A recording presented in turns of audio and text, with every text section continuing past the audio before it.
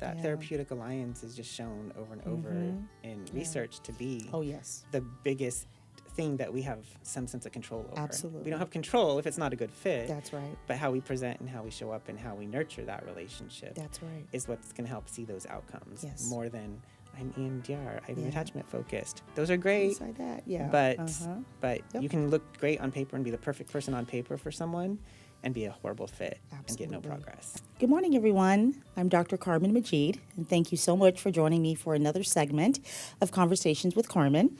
I am excited to be joined by another fellow colleague of mine, Michael Sean Greener, licensed clinical social worker.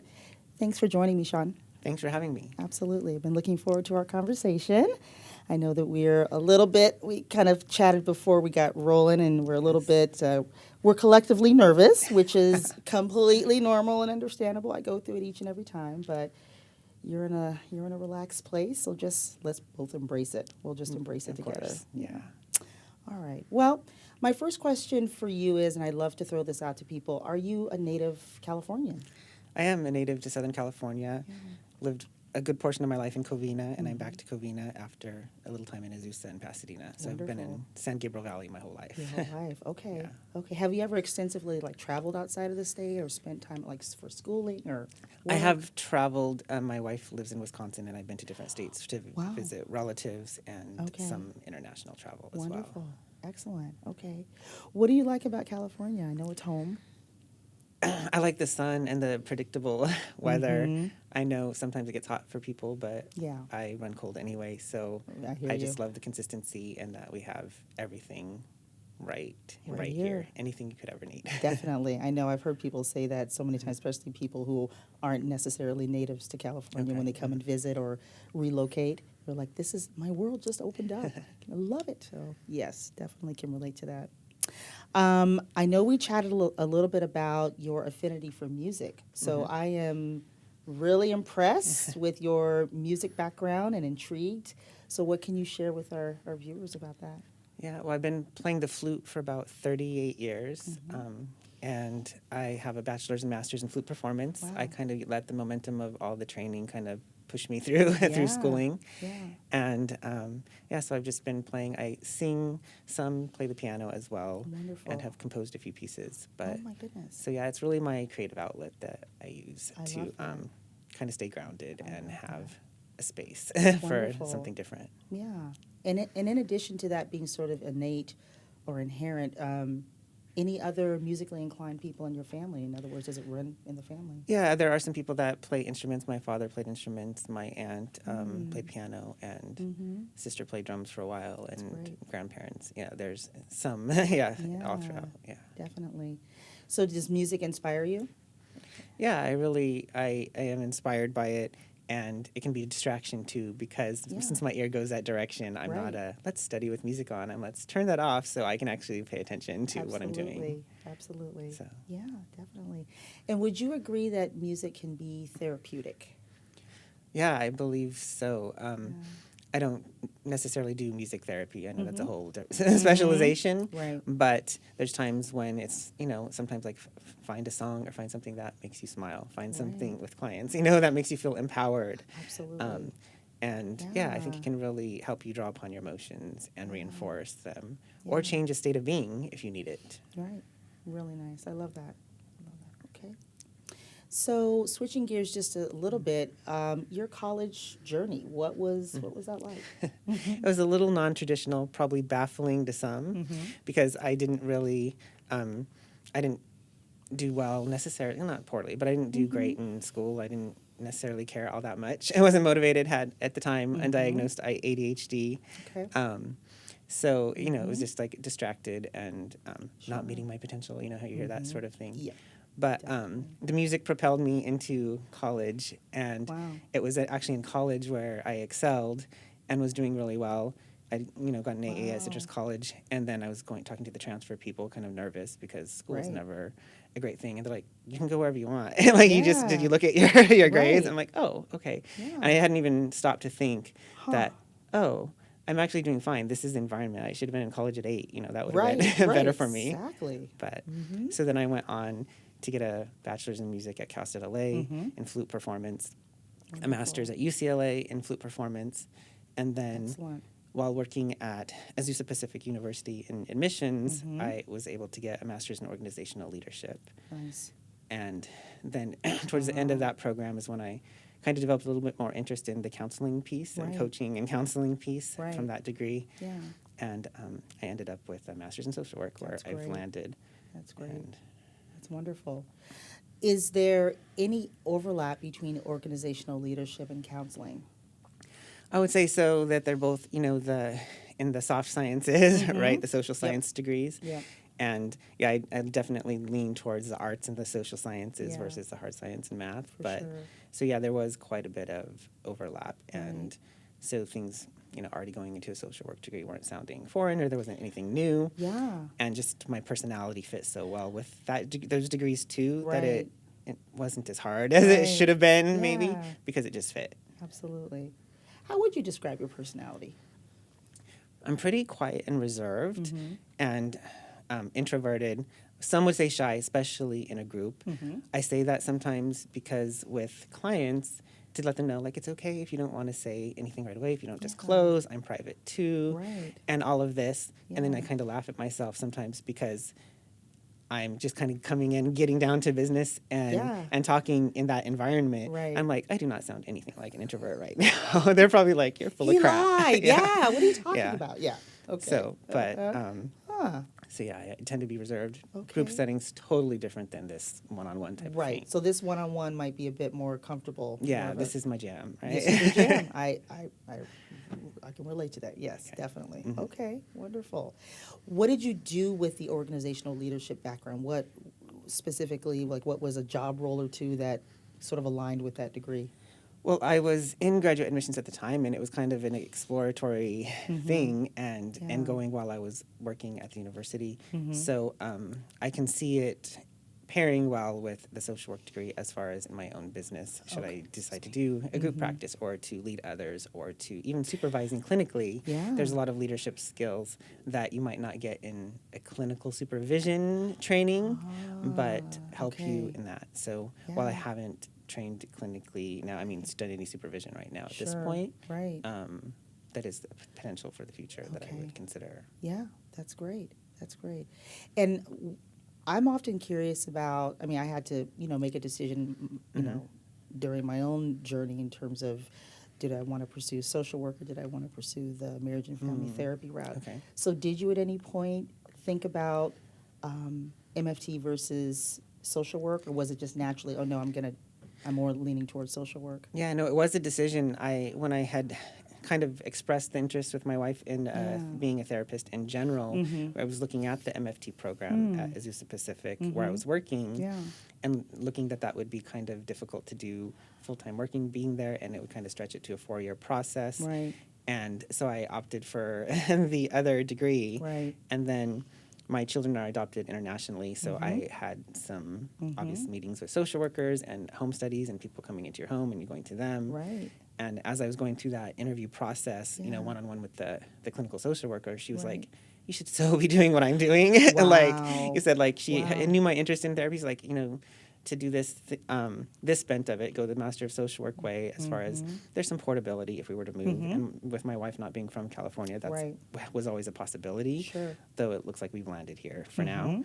That was a possibility. So the portability, and also since I was in the process of adoption, who knew if there was going to be different specialization? Would I like medical social work? Would I like Yeah. whatever? But that I would have some different Right. options. Wonderful. But I did a clinical track social work Excellent. degree, and that was perfect. I could have done an MFT, and I think that would have been perfectly Sure. fine. They're very Right. clinical focused, Right. but I kind of was leaving some options open. Very cool. Yeah, I love that.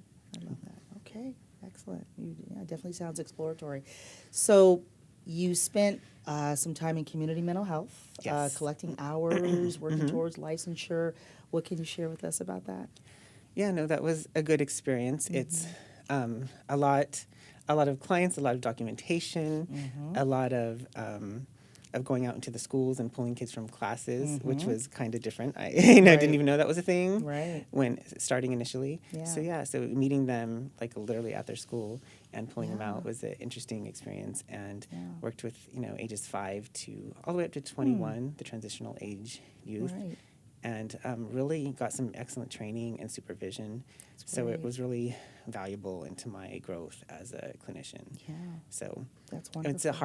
it's a hard period, and also as a new clinician, and it's also a very growing experience and developing. Yes. So Yes. while it was difficult, wouldn't take it back. Absolutely. I can Yeah. imagine.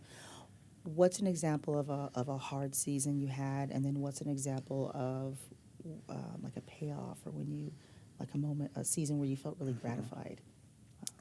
Some of the hard stuff I think was, like I referenced ADHD and the executive functioning. It's usually not the hyperactive stuff. So organization and getting paperwork done, Yes. and in a setting where I'm writing my little notes here, and then later I have to make it turn into some clinical document. It was hard to do that while I was working full time doing internships Wow. at times and being a parent, Right. and then it's community mental health is an actual job after graduating. Yeah. So I was dealing with other people's kids all day, Right. and then Going home taking to time yours. to mine, and then trying to do clinical documentation and still give Yeah. my own kids attention. So that I found Yeah. really challenging to balance, really. But it kind of throws you in and really gives you skills in getting better at documentation, Yeah. being quicker, Yeah. and even moving to private practice. It was still a little bit difficult, but the pandemic, shockingly, with a screen and a note sitting there and a person's face on the screen, instead of, Yeah. I did not double, write Right. and then type it later. I just Right. typed some of the sentences then. Absolutely. I've gotten really good, and it's been very beneficial to just jot some notes, and then you just That's clean it great. up, and it's done. Later on. So Yeah. that was kind of the payoff for me, is that Wonderful. it was such a struggle and stretched me Yeah. that when a new way of doing things came, Right. I was able to thrive Yeah. and actually double my caseload in the pandemic. That's amazing. Because my tolerance and capacity had grown. Yeah, definitely. Yeah, you expanded. Yeah. And then you were able to show up even more so. Yeah. Increased your bandwidth, as they say. So, Yeah. yeah. Yeah. And I'm curious, just going back on the school counseling for just a minute, you said ages 5 to 21. Yes. So the younger kiddos, what were any challenges in terms of working with that age group? Sometimes just getting them on board with sitting Yeah. with you there in Yeah. class, being pulled out of class. Right. Trying to, find the avenue to get through to, not through to them, but just to, you don't have control, but you have some sort of influence. What is my influence Sure. going to be? Absolutely. And sometimes, as people that work with kids know, that's through games or art or drawing, and listening to what their favorite superhero is, or Right. whatever it is, finding that point of connection Definitely. and remembering and being able to bring it back. Definitely. So Yeah. I think that was Absolutely. the challenge, is just was like redirecting the attention to where when they got pulled out of therapy, it was like, oh, Sean's here. Right. Let's I know go. what Let's that go do means. this, and it wasn't a big Exactly. deal. Exactly. I have a working construct for that. I know what that hour Yeah. means. Yeah. That's Exactly. great. That's great. Okay, so you did your due diligence and hit those milestones and became licensed. Okay. And then I know that you joined Soul Tenders, the Soul Tenders Provider Network, in 2018. Yes, Okay, yeah. what was that transition like for you?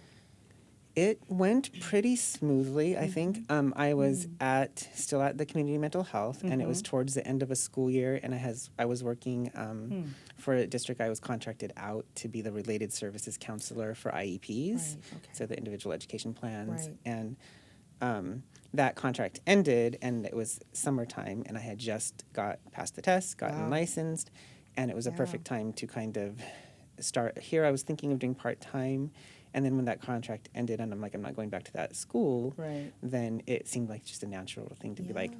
no, get me credentialed Right. with the insurance panels, come on Definitely. full-time, Yeah. and make a nice clean break and just go for it. That's great. Had you explored the option or the possibility of joining any other group practices other than Soul Tenders? Was it just sort of, nope, this is where I'm going? And I hadn't actually at that time, but I'd had a few colleagues from community mental health that had already, gone before me Right, and yeah. kind of Sure. had told us about it, as well as dip their toe in it first and then transition slowly. I Right. just did a more Yeah. abrupt Yeah. change. Okay. Yeah. Sounds like it worked for you. It did. Yeah. And when you first dipped your toe in and joined, Did you see how do I want to ask this question? Did you immediately embrace yourself or your role as an actual private practitioner, like a business owner, or did you feel more like an independent contractor and then blossomed? And most of it is, at least for me, is more mental, like how I conceptualize Yes. what I do. So I like to ask this question quite Yeah. often to people, you know, do you differentiate between independent contractor and private practitioner? And if so, how? You know? Yeah, I mean, I do a little bit, like there's some separate things, but Yeah. in the transition, I wasn't so much thinking myself as a business as Soul Tenders takes care as a practice management company of so Right. many of the things Yep. that you don't have to have the business-minded thing, and there's so much Absolutely. support Yeah. that I didn't initially get all that information, but I have, like you said, slowly blossomed Yep. and have my own practice as well on the side, Right. and I've had to fulfill those roles, and I just know exactly what it is that goes into it. But that was a slow process that I built Yeah. up to, and it was great to have that opportunity to learn it at a slow pace Absolutely. and have stuff taken care of. Absolutely. Yeah. Yeah. And that kind of leans into my next question. How would you say Soul Tenders supports you? Oh yeah, I mean whether it's credentialing, whether it's Mm-hmm. taking on admin calls, and there's so much administrative supports with Yeah. billings and claims and For follow sure. up, and they do so much. And then Yeah. just having the systems and support us, whether it be Mm-hmm. the HIPAA compliant phone and video and electronic health records Yeah. and all of that, and assistance in the intake process Definitely. and onboarding, Absolutely. clients. It really makes a big difference Absolutely. Yeah. and takes a lot of the stress away so that we can just focus on the clinical work. That's right. Because that's what we're here to do. That's Yeah. our area of expertise for sure. Around about how many clients do you see in a given week? About 25 at this point. Okay. Yeah, that's a good number. Yeah. That's a good number. So I'm curious, who do you typically see in your practice? I am an EMDR therapist, so sometimes people seek Love me it. out specifically for Yeah. trauma, although, EMDR can be used for a lot of Right. things. Right. And sometimes people will just read the bio and reach out. I tend to Yep. let people reach out and screen themselves because then they already know it's a good fit. I try Yeah. to, write the bio as just authentic as possible so they Right. know what they're going to get when Sure. they call. And I Yeah. like to jump on a consult call and be really upfront about private practice is a beautiful place to fire and be fired. Yes, Like if it's absolutely. not a good fit, Right. by all means, fire me. Tell Absolutely. me. Let me be a part of the solution to Yeah. linking you through Soul Tenders to somebody else For sure. that is a good fit. Yes. It's like it's not about ego. It's That's about getting right. you support. That's right. So it does not matter to me who supports you. Yep.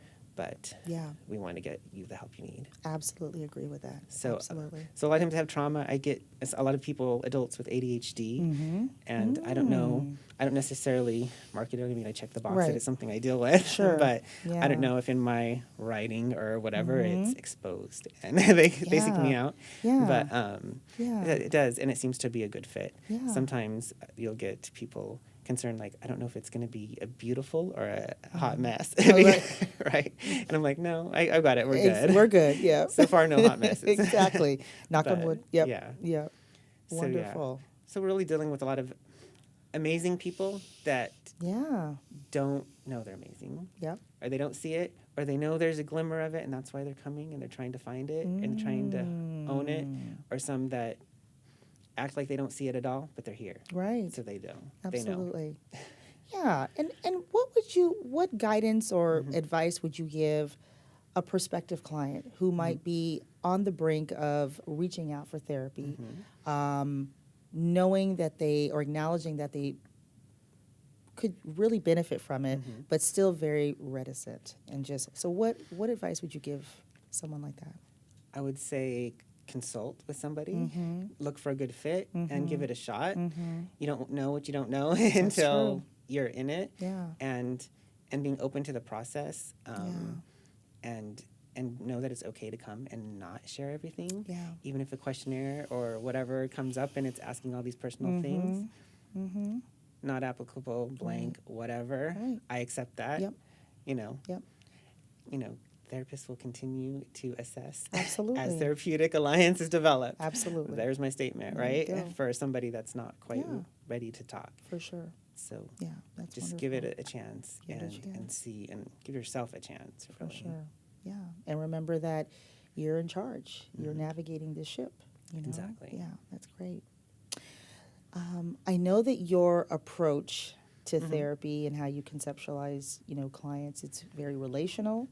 It's also based on attachment as Mm-hmm. well as, and you are very much trauma focused. Yes. So how do those pieces fit together? Yeah, and I really do see it as things fitting together. I Yeah. don't look at any certain theory, like I know I mentioned person-centered attachment, Right. trauma-focused. Right. It's really hard for me to even single out what those are because I tend to look at patterns and themes, and so I see Yep. the overlap more than I see Yep. anything else. Yep. So I think in relational, I kind of learned with kids explaining earlier how if you don't have the relationship where they're not glad to see you, That's right. then you've got nothing. Absolutely. Right? That's You right. have zero influence, zero Yep. any ability to help Yep. them with what they're going through. That's right. So it's really finding your in and being relational and being real and authentic. Absolutely. And at first we have this idea as therapists, whether it's media, TV, movies, what it looks like, and have this therapist mask. And guilty is charged at first, with doing that. Yeah. And then realizing when you just kind of let your guard down That's right. and be you, then, socially awkward, weird, whatever, Right. they don't care. Right. They actually like that. They do. They find that that's what draws them in and That's what makes right. you safe That's because right. you're not full of it. That's right. You're just you, and you Absolutely. be you, and you let them be them, and they know they can. Yes. And so Yeah. that's when I think of relational and an attachment is being a safe and solid person. That with that we hear that unconditional positive regard, Yep. which we hear that all the time, but not until I was in the space of therapy, not realizing that that's actually pretty easy for me naturally, which I was kind of shocked. You think we have all different peoples and all different backgrounds and Right. all different personalities, Right. and to come and be like, oh, not a problem. I've Yeah. got that, which is kind of why I focus on attachment and trauma, Yes. because I have a natural bent and a capacity to do that. Yes. And if I didn't, I would remove myself from that space. Absolutely. That's It's, amazing. Yeah, so there really is something to be said about, finding that delicate balance between being, of course, adequately trained, and educated about what it is that you're doing, combined with what comes naturally to you, what's inherent, what's innate, relying very heavily on your intuition and wisdom, life wisdom. All of that's, that's an impeccable combination. Yeah. So I love that. I love that. And I know that you, I think we spoke just a little bit about just going back to the relational piece for a second. That working relationship, that trust, that rapport between client and therapist is crucial. Yes. Not that as therapists we're quote unquote responsible for a client's outcome, No, but the relationship definitely is a critical factor. it is. And I just want to, just in my way of corroborating what you just said. So couldn't be more important. Yeah, that Yeah. therapeutic alliance is just shown over and over in research to be Oh, yes. the biggest thing that we have some sense of control over. Absolutely. We don't have control if it's not a good fit. That's right. But how we present and how we show up and how we nurture that relationship That's right. is what's going to help see those outcomes Yes. more than I'm EMDR, I'm Yeah. attachment focused. Those are great, Beside that, yeah. but Yep. you can look great on paper and be the perfect person on paper for someone and be a horrible fit and get no progress. Absolutely. Yeah. I've had clients tell me many, many, many times, thank you, whatever it was, thank you so much for sharing that. It just, it made you seem more human, Carmen. I'm like, oh, that's great. Yeah. Because I always say before I was Dr. Carmen, I was Carmen. The doctorate came later, the license came later. I'm Carmen, and this is who I am. And people really appreciate that. Okay, They really great. appreciate that. So EMDR versus brain spotting. Spotting, Yeah. What are the differences? Well, the brain spotting comes out of EMDR. It was an EMDR trainer that kind of discovered that a fixed eye position can be beneficial and in particular very impactful with some of the somatic stuff, the physical sensations. So a big difference, to really oversimplify, is fixed position eye movements. Somebody Okay. looking up and to the right, and Right. where is this something more activated, or where's the Right. distress tolerance, Right. or where's the distress bigger? Sure. Versus thinking of processing with bilateral stimulation or back and forth eye movements, or back and forth taps on your knees, or back and forth buzzers in your hands, rather than using your working memory. It's a fixed eye position. Wow. and it's trying to access the point in your brain, Yeah. light up that part of your brain where Definitely. that trauma or that physicality is stored. Okay.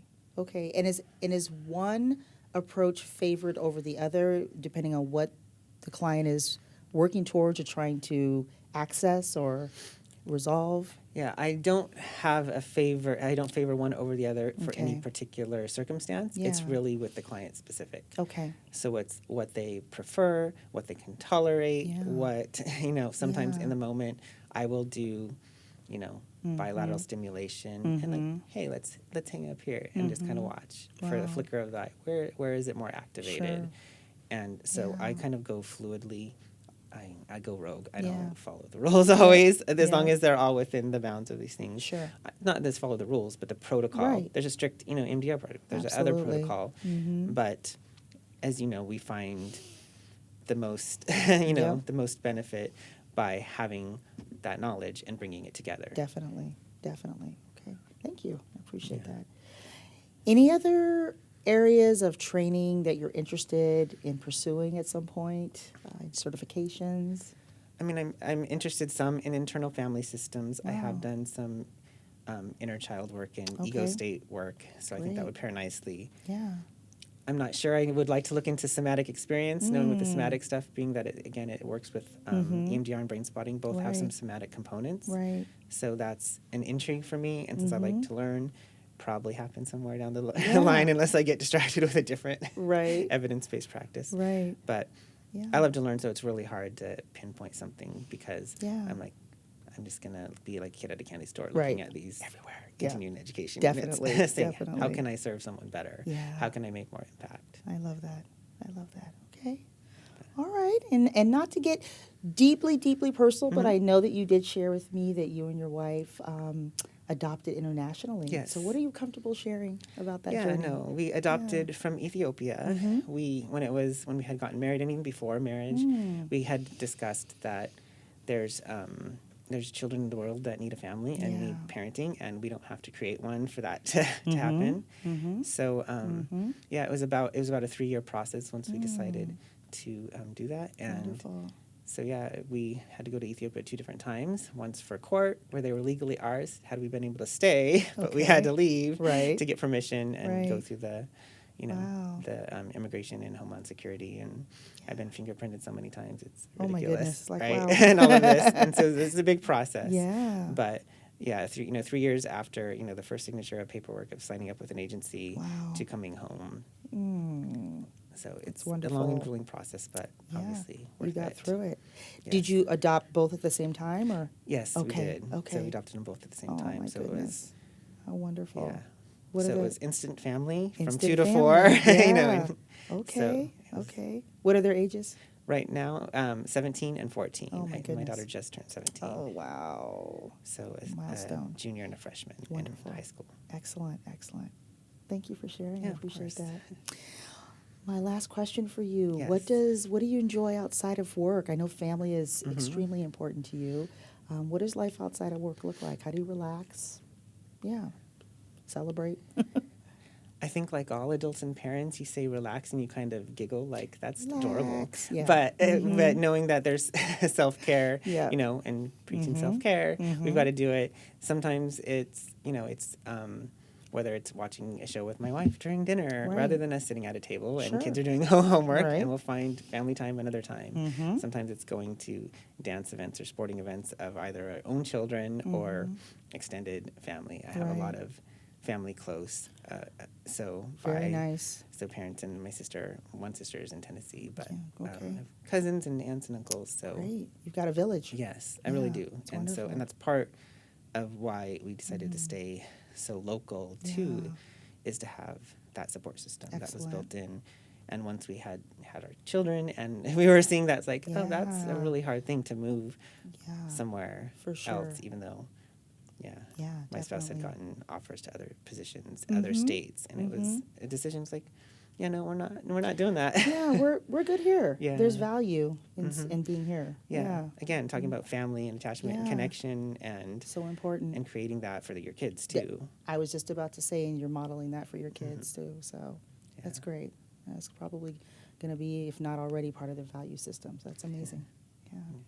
Well, thank you for your time. I really appreciated this conversation, Sean. So for our viewers who might want to reach out to you, I know you have your bio on the Soul Tenders website. Yes. If anyone wants to write to you, what's your email address? Sean.ic@soultenders.com, and that's Sean, SEAN. Wonderful. Alrighty.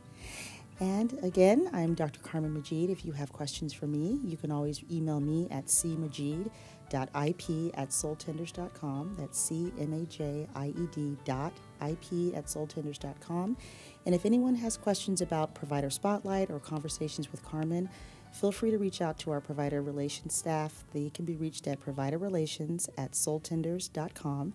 And again, so wonderful to have you, Michael Sean Greener, licensed clinical social worker.